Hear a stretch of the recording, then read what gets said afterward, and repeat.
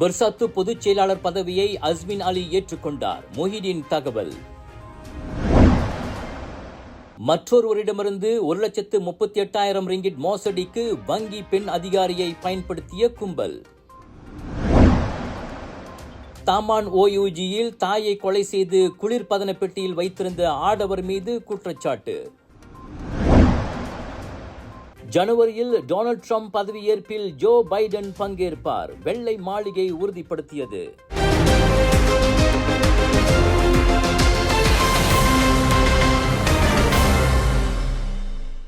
Bersatu கட்சியின் புதிய பொதுச் செயலாளராக டத்தோஸ்ரீ முகமது அஸ்மின் அலி நியமிக்கப்படுகிறார். அக்கட்சியின் தலைவரும் முன்னாள் பிரதமருமான தான்ஸ்ரீ முஹிதீன் யாசின் அதனை சினார் அரியான் மலாய் நாளேட்டிடம் உறுதிப்படுத்தியுள்ளார். அந்த பொறுப்பை ஏற்றுக்கொள்ளுமாறு அஸ்மினுடன் மனமிட்டு பேசியதில் அந்த உலுக்கில்லான் சட்டமன்ற உறுப்பினர் அதற்கு இணக்கம் தெரிவித்ததாக முஹிதீன் கூறியிருக்கின்றார். பெர்சாத்துவை சிறந்த நிர்வாக திறமையுள்ள கட்சியாகவும் ஊழலற்ற அரசியல் அமைப்பாகவும் நிலைநிறுத்த அஸ்மினின் நியமனம் துணை புரியும் என அவர் கூறினார். பெர்சாத்து கட்சியின் ஆண்டு பொதுப் பேரவையின் போதோ அல்லது அதற்கு பிறகோ அஸ்மினின் நியமனம் அதிகாரப்பூர்வமாக அறிவிக்கப்படலாம் என முஹிதீன் கோடி காட்டியுள்ளார். அடுத்த பொதுத் தேர்தலில் ஸ்லாங்கூரை கைப்பற்றும் முயற்சியில் அம்மாநில பரிகத்தா நேஷனலை வலுப்படுத்தப் போவதாக கூறி இதற்கு முன் அந்த பொதுச் செயலாளர் பதவியை அஸ்மின் நிராகரித்தது குறிப்பிடத்தக்கது.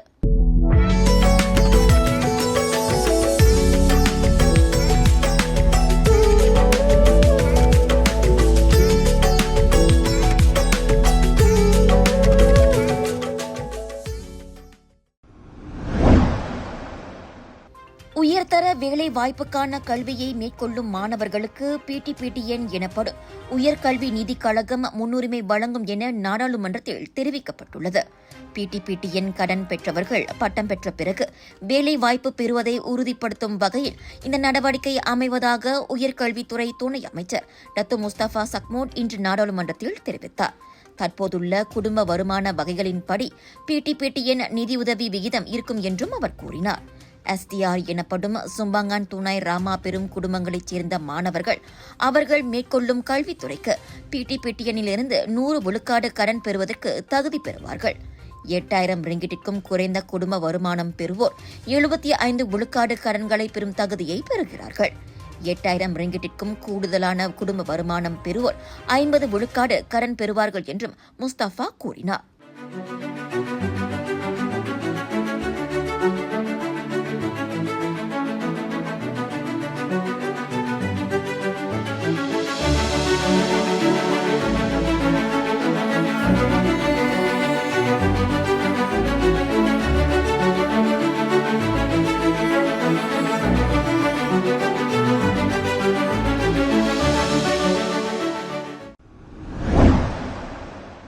தனது தாயை கொலை செய்த ஆடவர் ஒருவருக்கு எதிராக மஜிஸ்ட்ரேட் நீதிமன்றத்தில் இன்று காலை குற்றம் சாட்டப்பட்டது. சக்கரவண்டியில் நீதிமன்றத்திற்கு வந்திருந்த 53 வயதுடைய என் தினேஷிற்கு எதிராக குற்றச்சாட்டு வாசிக்கப்பட்ட போது அதனை புரிந்து கொண்டதற்கு அடையாளமாக அவர் தலையசைத்தார். எனினும் அவரிடமிருந்து வாக்குமூலம் எதுவும் பதிவு செய்யப்படவில்லை. 3 ஆண்டுகளுக்கு முன் கடந்த 2021 ஆண்டு மார்ச் 21 தேதிக்கும் மார்ச் 26 தேதிக்கும் இடையே டினேசி குற்றத்தை புரிந்ததாக குற்றப்பத்திரிகையில் வாசிக்கப்பட்டது. ஜாலான் கில்லான் லாமாவில் உள்ள தாமான் ஓயூஜியில் உள்ள தனது வீட்டில் அவர் குற்றத்தை புரிந்ததாக தண்டனை சட்டத்தின் 302வது விதியின் கீழ் குற்றம் சாட்டப்பட்டது.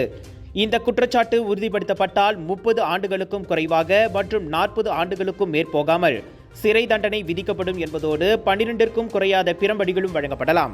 சவ பரிசோதனை, மருத்துவ மற்றும் மரபணு அறிக்கைக்காக இந்த வழக்கு அடுத்த ஆண்டு பிப்ரவரி 7 தேதிக்கு ஒத்திவைக்கப்பட்டது.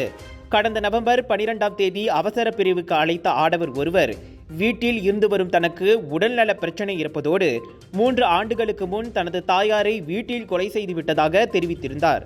தனது தாயாரின் சடலம் வைக்கப்பட்டிருந்த குளிர்பதன பெட்டிக்கு அருகே அந்த ஆடவர் உட்கார்ந்திருந்ததை அவ்வீட்டிற்கு வந்த போலீஸ் மற்றும் மருத்துவ அதிகாரிகள் கண்டுபிடித்தனர்.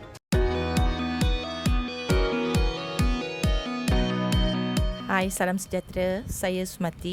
Ni Encik Paciapan, pemilik perniagaan Tanishka Tailoring. Kami mempunyai experience selama 27 tahun dalam bidang menjual pakaian dan menjahit pakaian. Ini semua pakaian tradisional orang India lah. Lepas kami mendengar pasal brief ini, kami pergi ke Bank Rakyat dekat kawasan Masai. Kami minta penerangan lah. Lepas saya dengar, saya lebih confident. So dia orang beritahu dengan step by step. So dia orang ajar kita. Lepas tu saya submit borang. Tak berapa lama, bukan lama sangat. 10 hari permohonan saya diluluskan. Saya dapat pembiayaan daripada Bank Rakyat. Profit rate dia sangat rendah. Untuk peniaga-peniaga kecil macam saya ni, lebih sesuai, lebih senang untuk memajukan I punya perniagaan. Saya perlukan brief ini. Saya amat menghargai dan mengucapkan terima kasih kepada pegawai bank dan juga terutamanya YB Ramanan. Bank Rakyat, bank pilihan anda.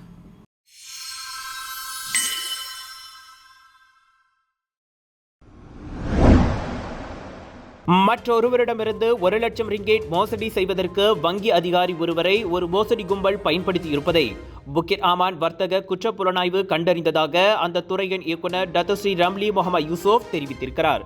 தொலைபேசி மோசடி கும்பலால் 1,38,000 ringgit இழப்புக்கு உள்ளானதாக 37 வயது ஆடவர் ஒருவர் போலீசில் புகார் செய்ததை தொடர்ந்து இந்த விவகாரம் அம்பலத்திற்கு வந்ததாக அவர் கூறினார். தனியார் நிறுவனத்தின் நிர்வாகியான அந்த ஆடவர் அக்டோபர் 28ஆம் தேதி மோசடி கும்பலினால் ஏமாந்தது குறித்து போலீசில் புகார் செய்திருப்பதாக இன்று மினாரா கேபிஜேவில் நடைபெற்ற செய்தியாளர் கூட்டத்தில் ரம்லி கூறினார். பாதிக்கப்பட்டவருக்கு அக்டோபர் நடுப்பகுதியில் இ-காமர்ஸ் நிறுவனத்தின் பிரதிநிதி என்று கூறிக்கொள்ளும் ஒரு நபரிடமிருந்து அழைப்பு வந்துள்ளது.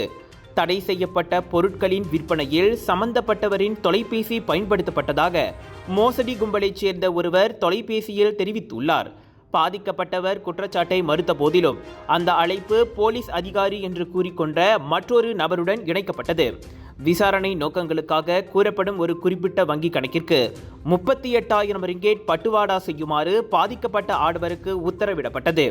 அதோடு மேலும் 1 லட்சம் ரிங்கேட்டை வங்கி அதிகாரியான ஒரு பெண்ணிடம் நேரடியாக ஒப்படைக்கும்படி அந்த நபர் கேட்டுக்கொள்ளப்பட்டார். விசாரணையின் முடிவில் 30 வயதுடைய அந்த பெண்ணும் மோசடி கும்பலால் பாதிக்கப்பட்டுள்ளதாகவும் விசாரணைக்கு உதவுவதற்காக அப்பெண்ணும் கைது செய்யப்பட்டுள்ளார் என ரம்லி கூறினார்.